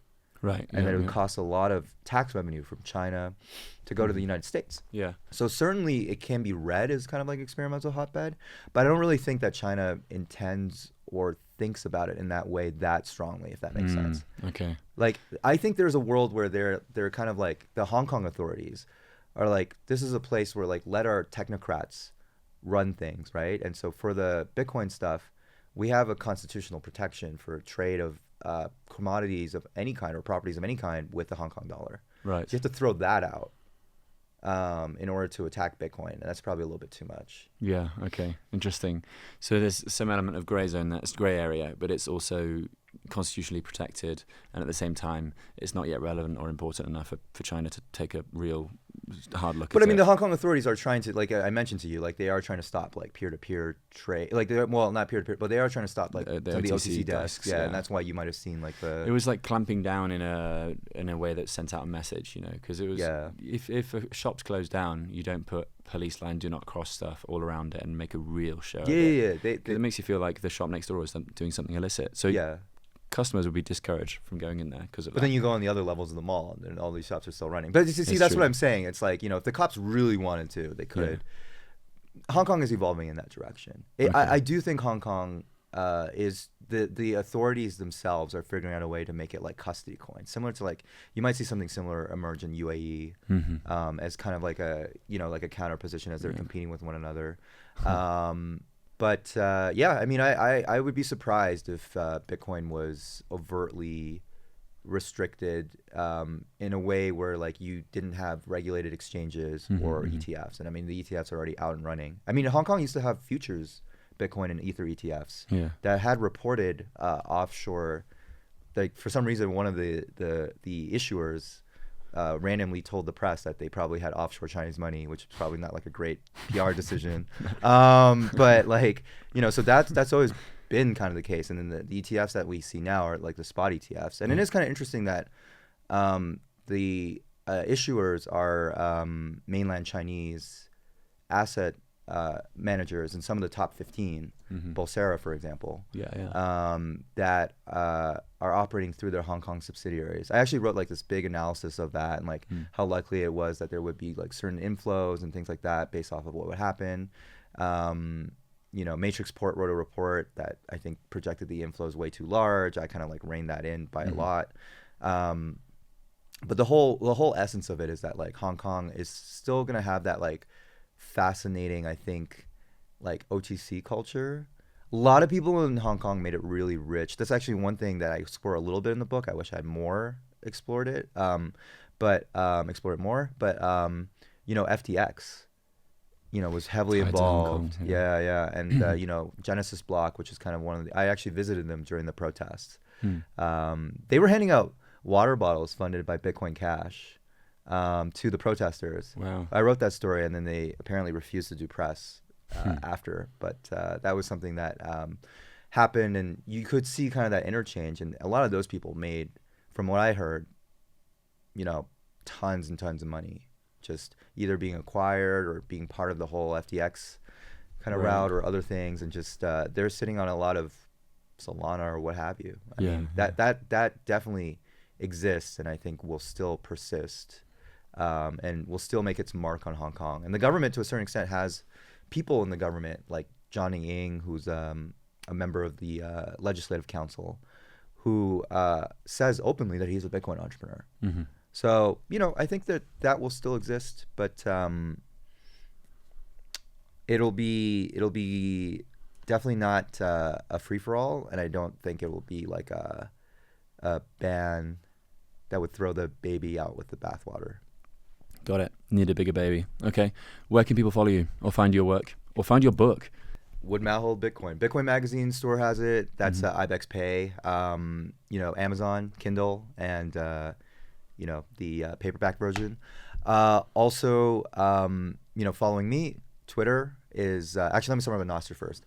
Lowkey at nostr-verify.com. But of course, like NIP05 is working consistently, but I'm Loki, the Norse trickster god. And Twitter is, because I'm terrible at OPSEC, RodReach1991, so everybody knows when I was born. First letter of your surname and your first name. Great. Yeah. Okay, and the last thing, what was the headline that was printed on the front of the Toronto Star, thanks to you? Oh, Joe's trying to go hard. He's trying to really get me banned from. China. So this question was asked differently to me, by the way, listeners, including the Chinese government. It was asked to me in the what were the top 2 things that were likely to have pissed off the Chinese government? And because Joe was like, it's probably your book, right? I'm like, no. So the number one thing, actually, I'll go with that story because it's a little bit more of a bite, but I'll also say the second thing as well because I think it's pretty cool. So I wrote an article in Toronto Star, which basically said, I am mainland Chinese and I support the Hong Kong protest. I think it actually said my name too. Well, definitely said my name in the byline. And then that was published in response to like the anniversary of the People's Republic of China's founding. Right. So it almost looked like the Toronto Star, which is the largest newspaper in Canada's official response, was like page A1 was like my op-ed. God. Yeah. So that's probably number one. Number two is I got some of the Tiananmen Square student leaders to talk with the Hong Kong student leaders. And they were kind of plotting together and stuff on Clubhouse. Plotting is a strong word. Please don't arrest me. But they were discussing tactics and learning from one another and being inspired by each other. So, fun fact: some of they raised funds for a Tiananmen Square museum. It's in the book as well, using Coinbase. So some of the OG Tiananmen Square, like Zhou Fensuo, Wang Dan, like they're hip to it. They're hip to it. Well, at least Coinbase. Or at least Coinbase. Yeah, I mean, I actually tried to connect them with, well, this may be too on the nose, but like I tried to connect them with like Lightning Labs or something. I was like, nice. Can we get them set up with like a BTC Pay server? And then HRF, surely. Yeah. But maybe that's a good call. Maybe I should re-push that. Add that to my third thing. Mr. Gladstein. Yeah. Thank you, Roger. It's been an absolute pleasure. Thank you so much for your time. And I'm glad we got to do a proper chat instead of yesterday's windy 3-minute chat on a table. So, all right. Thank you. That was Mr. Roger. Thank you so much to him for coming on the show. And to follow him in his work, you may have to join Noster, as he mentioned, and find him on there. But the easiest way is probably just to buy his book, like I did. I would briefly like to thank Plan B Network. It is a wonderful resource to learn about Bitcoin and take your Bitcoin journey a little bit further. Remember, it's free and easy to use, so please check out planb.network. I would also like to thank Coin Corner. Now, Coin Corner is a British Bitcoin exchange. Go to www.coincorner.com if you want to get your hands on some Bitcoin. Thank you to them. I have been Joe Nakamoto, and if you hit subscribe, I will bring you some more Bitcoin content very, very soon. Thank you so much for listening. Do what you love and save in Bitcoin.